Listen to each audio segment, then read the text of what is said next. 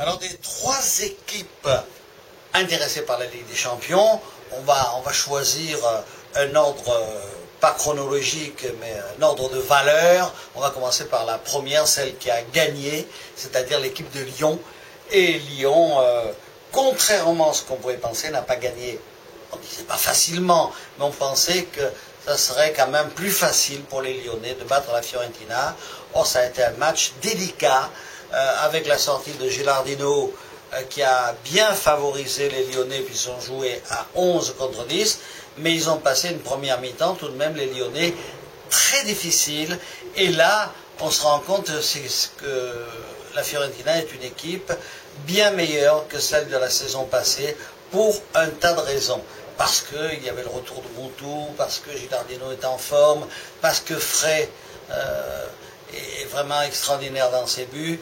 Donc, en première mi-temps, et en plus c'était les joueurs de la Fiorentina qui étaient les premiers sur les ballons, les premiers dans le pressing. Alors on était un peu inquiet pour cette affaire lyonnaise. Et puis en deuxième mi-temps, et suite surtout à la sortie de Gilardino, ça a en quelque sorte libéré Lyon. Lyon a retrouvé son jeu, a multiplié les occasions de but, et là, on a vu tout de même cette équipe manifester beaucoup d'allant, Il faisait en deuxième mi-temps le pressing que leur avait fait la Fiorentina en première.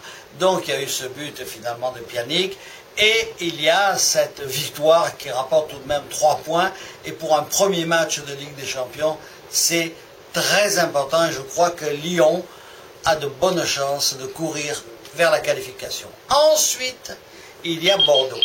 Bordeaux qui a fait match nul donc à Turin, et Bordeaux qui a le mérite d'avoir tenu un échec la Juve au Comunale, enfin qu'on appelle maintenant le Stade Olympique.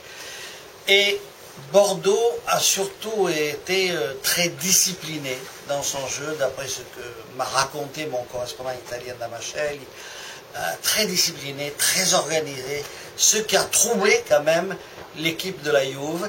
Et les occasions ont été aussi nombreuses, sinon plus, du côté bordelais que du côté italien. Et il a fallu un grand Buffon pour empêcher la Juve de s'incliner, notamment en deuxième mi-temps.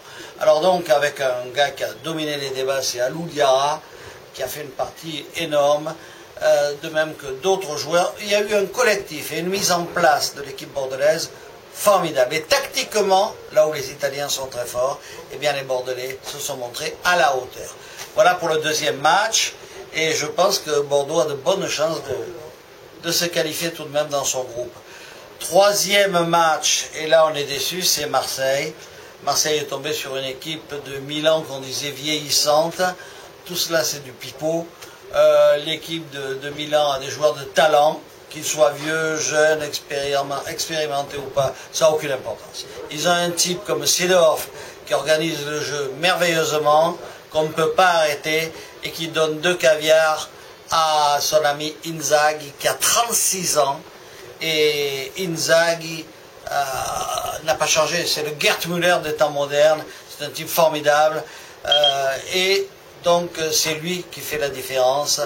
Voilà, donc les Marseillais maintenant bien mal partis, car ils ont réagi, c'est vrai qu'ils ont fait une belle deuxième mi-temps les Marseillais, attention, hein, mais ils ont tiré quand même, je crois, 10 fois au but pour 4 tirs cadrés seulement, ce qui est quand même désolant.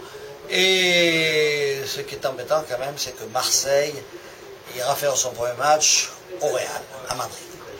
Voilà pour la Ligue des Champions. 2 mots pour vous dire qu'il y aura dimanche un match passionnant dans la Ligue 1. Ce sera Paris Saint-Germain-Lyon, avec un gros handicap pour les Parisiens, l'absence de Sessegnon qui, vous le savez, est suspendu après son geste ridicule et méchant à Monaco. Donc voilà, Paris aura du mal à revenir tout de même devant une équipe de Lyon qui sera, vous savez, la fatigue, elle sera loin. Hein. Dans les têtes, quand on gagne, on n'est pas fatigué.